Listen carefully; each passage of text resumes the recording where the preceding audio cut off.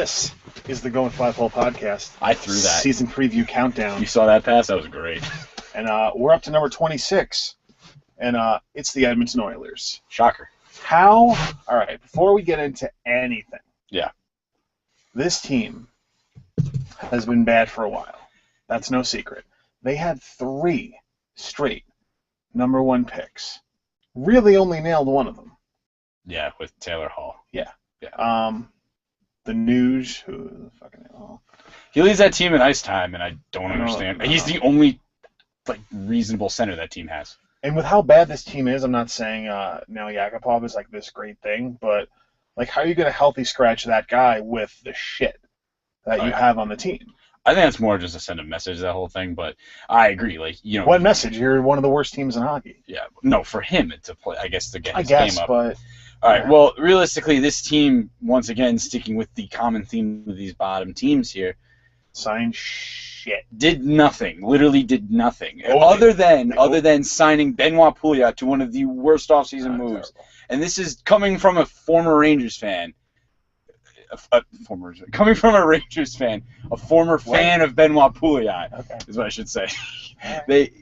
He's known only he's gonna score you maybe 20 goals a game, but you gotta have him. Somebody's gotta spoon feed him the freaking puck, and all he's gonna do for them is take offensive zone penalties. That is exactly what he's known for. And this team, it blows my mind how bad this team is, because there's a certain point, and I think last year was the year where people were like, okay, how long can we say this team has got potential? These guys are entering their 4th, 5th year, maybe even more than that. I don't know for certain, but when is Nugent-Hopkins gonna mature? When is he gonna become that top center that he's supposed to be? Taylor Hall has been carrying more than his weight on this team. Jordan Eberle has been carrying more than his weight on the team. Nail Yakupov just doesn't play defense. Nail Yakupov, I think, was the biggest waste of a pick, I think, ever. But then again, he does have a great upside, and you have to say that about Edmonton any conversation you have with them. I think their problem is looking at their roster here, their back end is just it's just terrible. And I think they did a decent thing but they're just putting a Band-Aid on an open wound. Looking at they have Justin Schultz, who has a good upside, Jeff Petrie, who's young, Nikita Nikitin, who they just signed. Then they have Andrew Ferentz, who's he's 35 and he's the captain of the team. But then you have guys like Anton Beloff, those guys should be in the minors. And then I'm a big fan, and I know you are, of Ben Scrivens. But that guy's getting left out to dry. Yeah.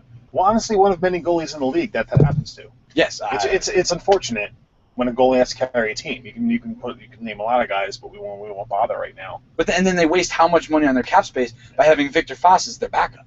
It's just, I think the problem is the management there. It's just, well, they have gone through. Yeah. Even in them recently being shitty, because they made a cup run. That wasn't that long ago. Yeah, you're right. It wasn't that long ago when they made the cup run, and they've just bottomed out ever since. The problem is they have a lot of the same players on their team, and they're very top heavy. And that's why I don't. On top of the Benoit Pouliot move, how many shooters do you want on your team? Yeah. Look at a successful team like LA. They had Marian Gaborik as a shooter, and they had Justin Williams. And as far as shooters go, and then I guess Carter too, but he was on a lower line. The rest of these guys, they're playmakers, two-way forwards, and then they're all role players. And then I understand you wanting to draft, a decent player to be that top of pick, but you got to build the team. Yeah. Well, I just think. And with all those picks, they never address the goalie. Well, again, right now the general manager, Craig McTavish, he's not really doing well, and I don't think they hired a good coach, Dallas Eakins. I don't think when you have a team of young guys, you can't bring in a guy who has only coached AHL players. I think it's someone who, honestly, with no AHL experience. I tell you who I think they should have went after. Barry Trotz. Absolutely should have went after Barry Trotz. Now they should have, Yeah, but it's one of these things, and I guess the bottom line with them is once again they could be very good. They could be. I don't think so. They added a couple defenders, and Benoit Pouliot is going to get third line time.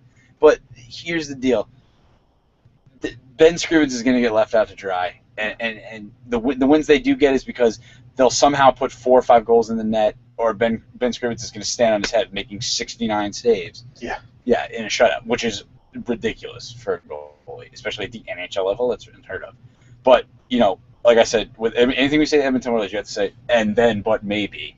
Yeah. But I just don't see it again. I'll say this to keep the theme. If there's one team I think would pass on Connor McDavid at number one, I don't think they would. It might be Edmonton. I think they would deal it, but the money would have to be right, and by that I mean like the players would have to be right. So stupid. But either way, I just the team's still a mess. Thought we were gonna go an episode without mentioning Connor McDavid, did you? Nuh-uh. Nah. Stay tuned for 25.